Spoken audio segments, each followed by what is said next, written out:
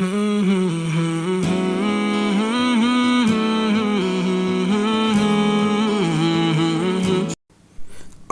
আলাইকুম ওরহমতুল্লাহি ওয়া বারাকাতুহু।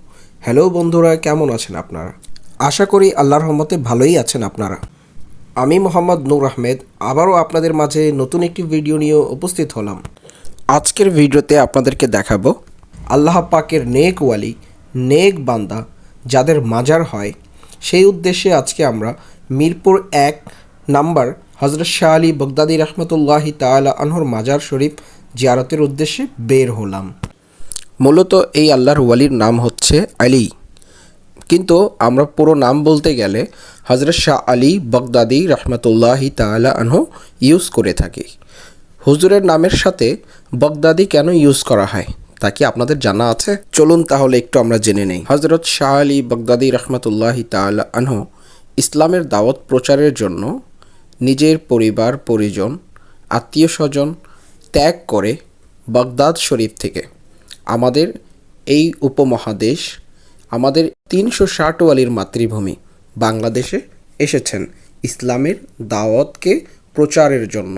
আমরা সবাই জানি যে আমাদের প্রিয় নবী রাসূল আরবি হুজুরে পাক সাল্লাল্লাহু তাআলা আলাইহি ওয়াসাল্লাম আমাদের সর্বশেষ নবী। আমাদের যুগ যুগ ধরে এভাবেই চলে আসছে। নবীদের সময় নবীগণ ইসলামের দাওয়াত দিয়েছেন, নবীদের পর নবীর সাহাবা একরাম ওনারা ইসলামের দাওয়াত দিয়েছেন, সাহাবা একরামের পর তাবেইন, তাবেইন, তারপর হচ্ছে গওস। এইভাবে চলে আসছে আল্লাহর ওয়ালিরা, যারা নিজের সমাজ পরিবার ত্যাগ করে আরেক কান্ট্রি, আরেক দেশে গিয়ে ইসলামের দাওয়াত প্রচার করেন। যেমন আমাদের উপমহাদেশে হযরত খাজা গরিবে নওয়াজ রহমতুল্লাহি তাআলা আনহু ইসলামের দাওয়াত নিয়ে আসছেন। সেই সাথে সাথে আমাদের বাংলাদেশে হযরত শাহজালাল, শাহপরান, শাহ আলী বগদাদী রহমতুল্লাহি তাআলা আনহু ইনারা ইসলামের দাওয়াত নিয়ে আসছেন। আমরা কতই না সৌভাগ্যবান যে আজকে ইনাদের মাধ্যমেই আমরা ইসলাম পেয়েছি। না হলে আমরাও ধুতি পরে কোনো না কোনো বুতকে পূজা করতাম। আল্লাহ পাক আমাদেরকে বাঁচিয়েছেন, আমাদের হেফাজত করেছেন। আল্লাহ পাকের দরবারে লাখো কোটি কোটি শুকরিয়া। তাই তো আল্লাহ পাক নিজের কোরআনুল কারীমে নিজের বন্ধুদের, নিজের ওয়ালিদের শানে আয়াত নাজিল করেছেন। সূরাতুল ইউনুস আয়াত। কানজুল ইমান থেকে অনুবাদ। আল্লাহ পাকের বন্ধুদের, আল্লাহ পাকের ওয়ালিদের ইহকাল আর পরকালে নাই কোনো টেনশন, নাই কোনো ভয়। প্রিয় বন্ধুরা, এখন আপনাদের কাছেই প্রশ্ন, যেখানে আল্লাহ পাক নিজের ওয়ালিদের শানে কোরআনুল কারীমে বলছেন তাদের নাই কোনো ভয়, নাই কোনো টেনশন, এখন ওনাদের যদি স্পর্শে আমাদের মতো গুনাহগার বান্দারা যদি আমরা যাই, তাহলে আমাদের ক্ষতি না লাভ?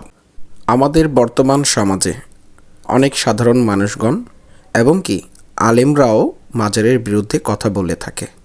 জানি না কেন, কী প্রসঙ্গে তারা মাজারের বিরুদ্ধে কথা বলে। যদি মাজারে কেউ ভুল কাজ করে থাকে তা সেটা নিয়ে তো মাজারওয়ালাকে বলার দরকার নেই, মাজারকে নিয়ে বলার দরকার নেই। যারা ভুল কাজ করছে, নেশা করছে, গান বাজনা করছে, তাদেরকে বোঝানোর দায়িত্ব কাদের? আপনার, আমাদের। আপনারা মাজার কর্তৃপক্ষকে বলেন, এটা সমাধানে আনেন। আপনারা সেটা না করে মাজারকে নিয়ে যে উল্টাপাল্টা বলবেন, এমন তো হয় না। আমরা দোয়া করি আল্লাহ পাক সবাইকে হেদায়েত দান করুক, সবাইকে সঠিক বুঝ দান করুক, ইসলামের সঠিক বিধিবিধান মেনে ইসলামকে বুঝার তৌফিক দান করুক।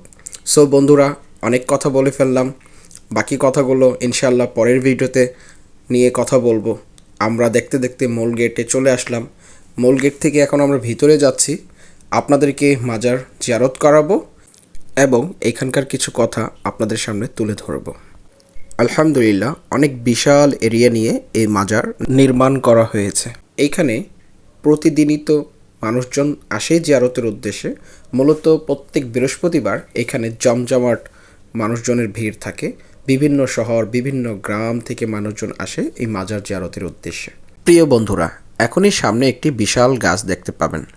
এই গাছের ব্যাপারে বলা হয়, এই গাছটি হচ্ছে হুজুর শাহ আলী বগদাদী রহমতুল্লাহি তাআলা আনহুর মিসওয়াক মোবারক, যেটা দিয়ে উনি প্রতিনিয়ত মিসওয়াক করতেন।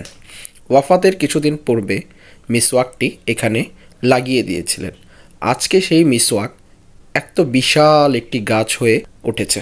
আলহামদুলিল্লাহ, এটাই হচ্ছে আল্লাহ পাকের নেক ওয়ালিদের ফাইজ ও বারাকাত। শত শত বৎসর ধরে গাছটি এখনও এইভাবে দাঁড়িয়ে আছে।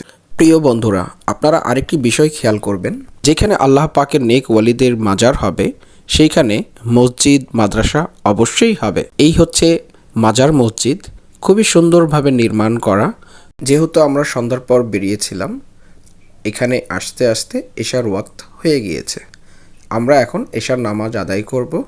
নামাজের পর ইনশাআল্লাহ আপনাদেরকে মাজার জিয়ারত করাবো এবং মাজার সঠিক নিয়মে কিভাবে জিয়ারত করতে হয় ইনশাআল্লাহ সেটিও আপনাদের সামনে তুলে ধরব।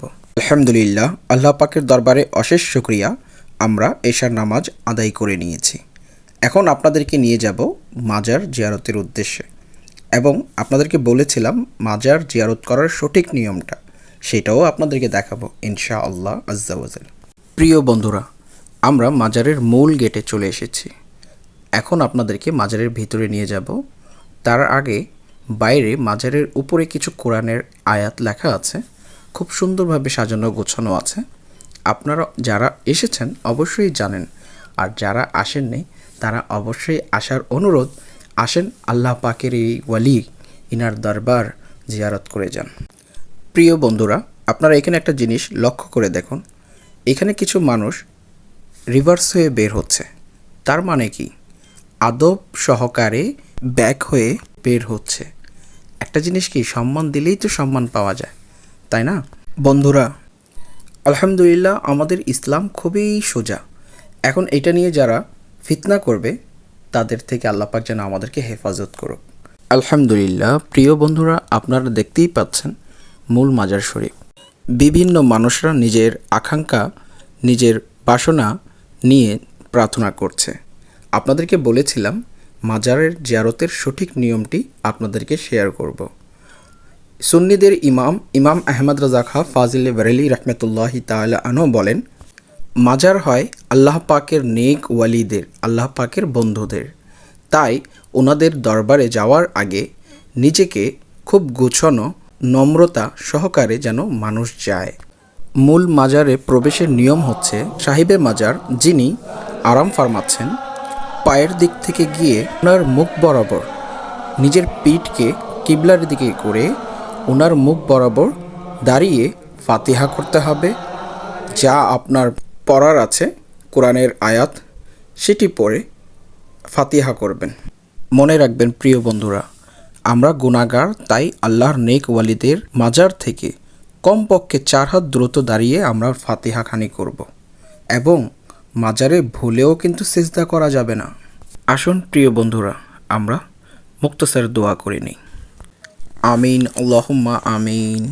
রব্বানা আতিনা ফিদ দুনিয়া হাসানাতাও ওয়া ফিল আখিরাতি হাসানাতাও ওয়া কিনা আযাবান নার। ইয়া আল্লাহ আজ্জা ওয়াজাল, আমাদের মেহেরবান পিতা মাতা ও আমার নবীর সকল উম্মতের গুনাহকে বিনা হিসেবে ক্ষমা করে দাও। ইয়া আল্লাহ আজ্জা ওয়াজাল, আমাদেরকে বিনা হিসেবে জান্নাতে যাওয়ার সৌভাগ্য দান করে দাও। ইয়া আল্লাহ পাক, আমার যেই সকল ইসলামী ভাইয়েরা চাকরি করছে তাদের চাকরিতে পদোন্নতি দান করো এবং যেই সকল ইসলামী ভাইয়েরা বিজনেস করছে তাদের বিজনেসে উন্নতি দান করো। ইয়া আল্লাহ, যেই ঘরে ইসলামী বোন ইসলামী ভাই বিবাহ উপযুক্ত রয়েছে তুমি তাদের নেক পাত্র পাত্রীর ব্যবস্থা করে দাও।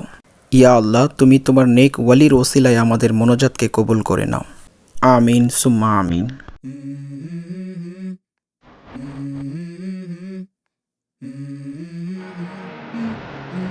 Let's go.